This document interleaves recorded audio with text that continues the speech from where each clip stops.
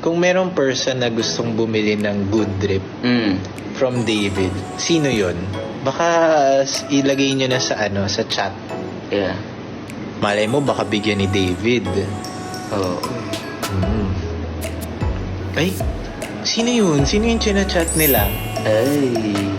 Kilala mo yun, David? Dami, iba-iba no? Ang dami. Hindi ko mabasa. So, crush ka kaya nung pinatype nila? Kung sino man yung mga Bibi. Sino? Si Bibi. Ay, nako. Bibi. Nako. Bibi.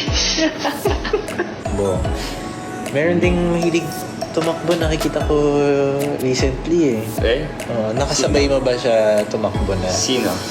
Wala, nakita ko lang. Friend din natin.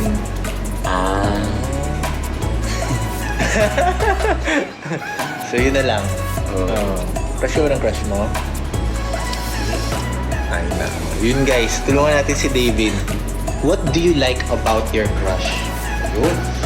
I like a girl. I like a girl kasi who is goal-oriented. Yun, goal-oriented. Goal-oriented, tsaka focused sa mga sarili niyang ginagawa. Yun. Diba? And,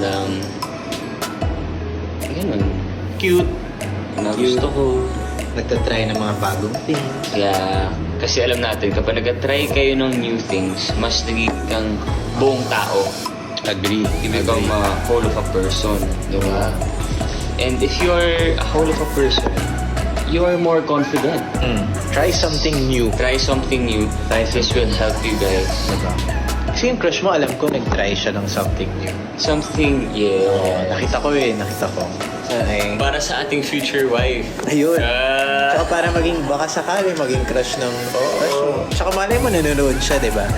Anong, baka David nanonood yung crush mo. So, baka may message ka para sa kanya. Crush me na. Joke lang. Yums! O guys, nanonood ka. Nanonood yung friend natin. Joke lang. Crush me na daw. May message ko ba?